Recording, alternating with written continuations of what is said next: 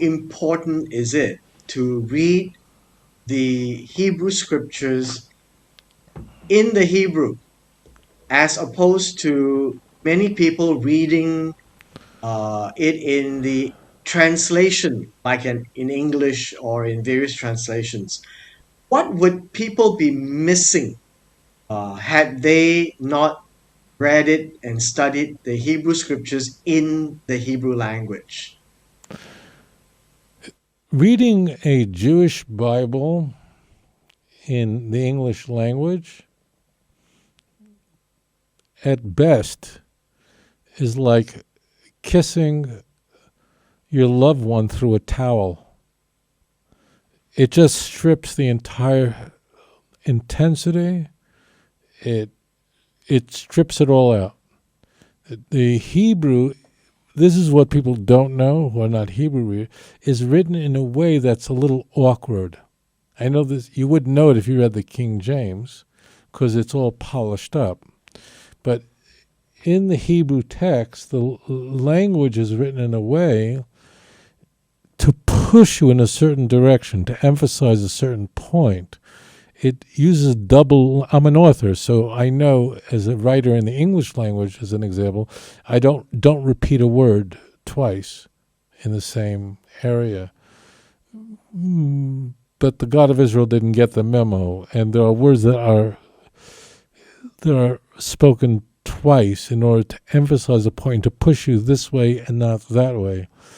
You would never even get the case of what is the case being made by the serpent to Eve of why she can eat from the tree of knowledge of good and evil, despite the fact that God said, if you eat it, you'll die. Like, what is it's in English, it's almost impossible to understand.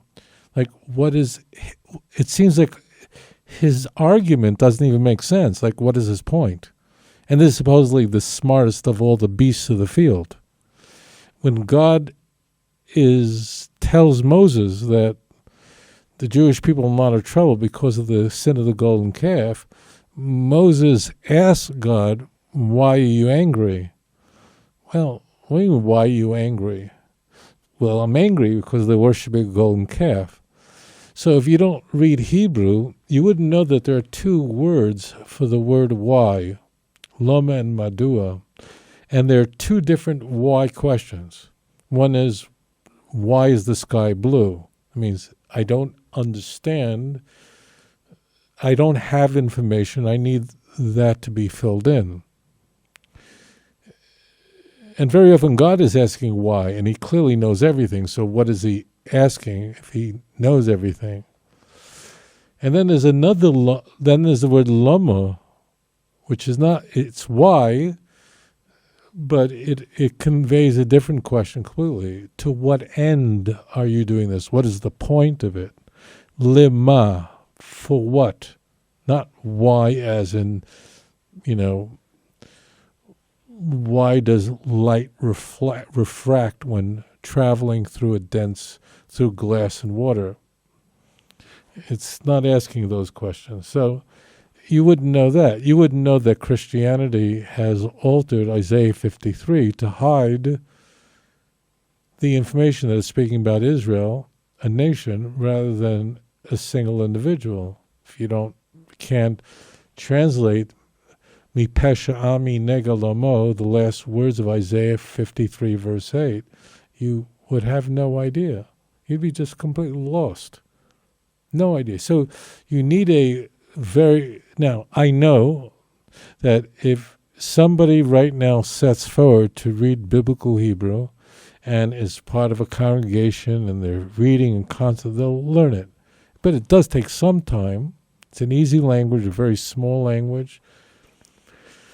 But most people are not in that position. So you're in a very, very vulnerable position, and there is the intimacy with God is limited if you're reading Tanakh.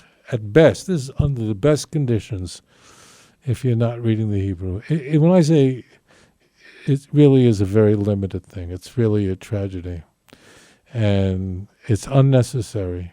Children could pick up language very quickly. It's much more difficult for adults. It's a small language of less than 9,000 words in biblical Hebrew, and really it's the same 1,000 words used repeatedly. And I tell people, you have to notice that translation is a commentary.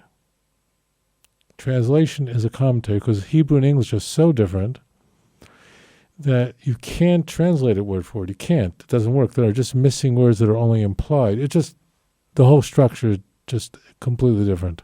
Completely. So you have to insert words that aren't there, even just to make it readable. So you're not reading the Word of God. You really are reading a human iteration. I urge you to learn the language through which God created the entire universe. Psalm 33, verse 6. Lashon HaKodesh, the holy tongue. And we thank you so much for having me on air.